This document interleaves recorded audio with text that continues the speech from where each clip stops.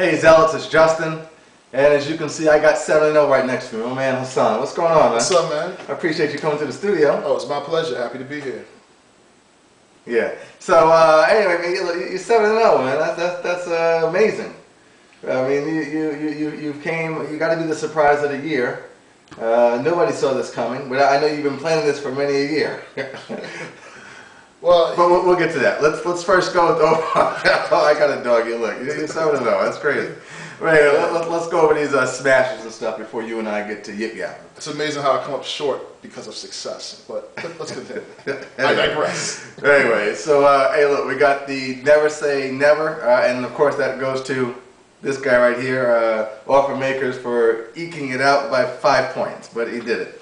And then you got 4 smashers. The 4 smashers go to Crown Nation, the Bastards, the Gladiators, Molly, baby, and Knuckleheads. And the league high score, well, that went to the Knuckleheads, who scored 117, just like the Pharaohs, but the tiebreaker was based on Cam Newton scoring him 25 ridiculous points. So congratulations to these and all Week 7 winners. So how you feeling, man? Tell me what's going on. Well, I can tell you this. I have been 2-5. I've been 3-4. I believe I've at one time been 1-6. And 7-0 feels a whole lot better than the rest of them. I believe that. I believe that. Now we've had a slight change in score leaders. Yes. You've held that for many a week, hands down. And this week the high score goes to Mississippi Bullbacks, who beats you by 1 point. 1 point. 1 point higher than you. But I mean, to your credit, this is really more about Tom Brady and Wes Welker being on buys last week than anything else. Well, would you agree, or do you see something different going on with your team? I agree on one part, and the other part is, as you know, I've mentioned before, I believe part of that's due to the fact that a lot of us guys who are winning can't really get people off the waiver wire. Yeah. But once again, I digress. That's one of the problems with success. We've heard that before, just about from every leader, every winner, every year. But I can appreciate that. But again, it's all about parity. You know, trying to create parity within the league. But this week, who are you going up against? You're going up against Bunker Hill, aren't you? Or is it the Mofos? I'm going up against the Mofos. Okay. La Costa Nostra. Mofos. Yeah. And capital M-O-F-O-S exclamation. That's my man. And how you feeling about that game? But actually, the projections are kind of tight. I mean, as of right now, you still got to make 1 or 2 changes on your roster. Yeah. But it's going to be a fairly close game. You're not used to things like that. Oh, I have been for the last 3 weeks. I think, you know, because, you know, I can't get people off the waiver wires. But once again, I digress. You know, the Mofos are, you know, competitive. These bye weeks, you know, just tight, I think, for everybody. I looked overall at the scoring that's taking place in the bye weeks across the league. Sure. And the scoring is just down across the board because everyone's not at full strength. So even if you lose the game, or even if you win the game, mind you, you're not winning at the margins you were winning, or again, both teams aren't scoring as high as they were. Depending on who the winner or the loser was, doesn't matter. Okay. So everybody is fighting and struggling and scrapping to get points, and so I don't think this week is going to be any different. But I feel good about it. Okay. All right. And let me see. The last thing. Well, before we get to that, is there anything you want to say quickly to the league? I tried to make these long videos. You know, we're used to yip yapping and taking up time, but people have short attention spans, so we need to keep that in mind.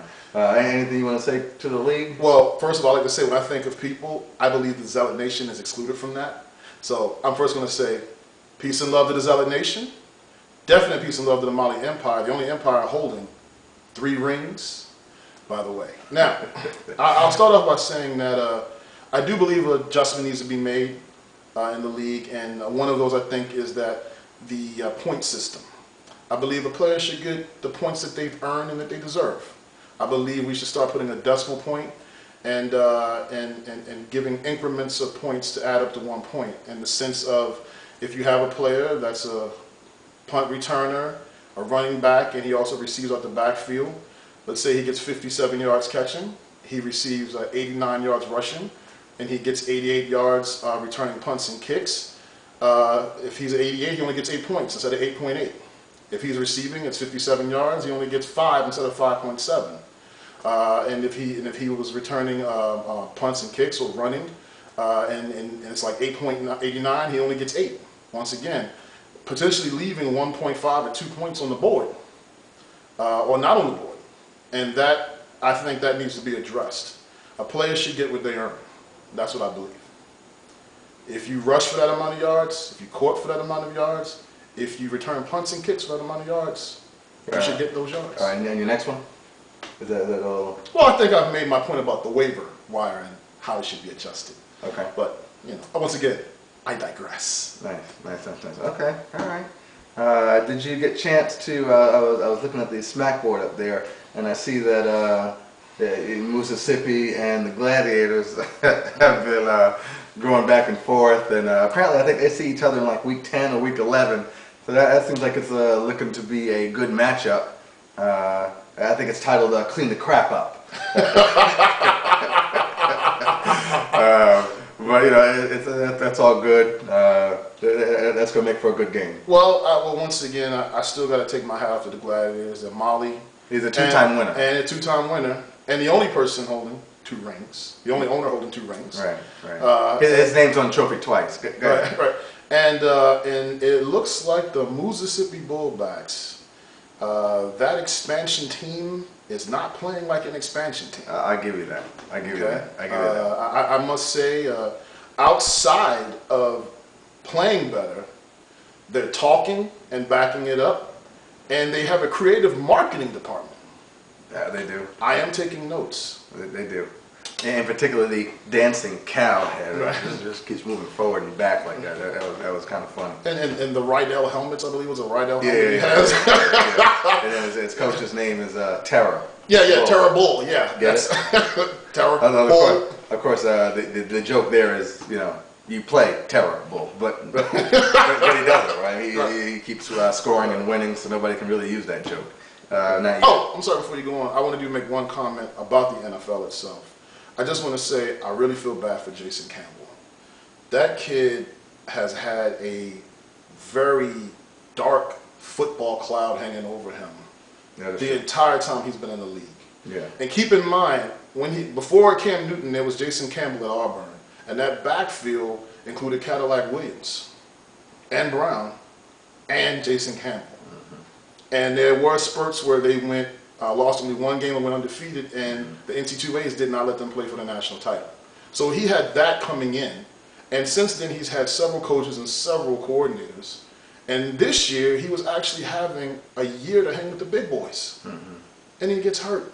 Well, I don't know what his major was, but you might want to think about changing jobs. He just might.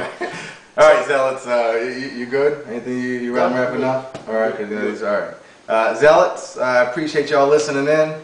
7-0 right here next to me, taking up most of the screen. The screen really belongs to him. I should probably step out. That's right. And so he's holding it down. But hey, no gang signs. Anyway, Zealots, we'll talk to you guys. We'll talk to you guys later. Hit me up if you need anything, and catch up with you guys later. Bye-bye. This is how we do. We make a move and act the fool while we up in the club. This is how we do. Nobody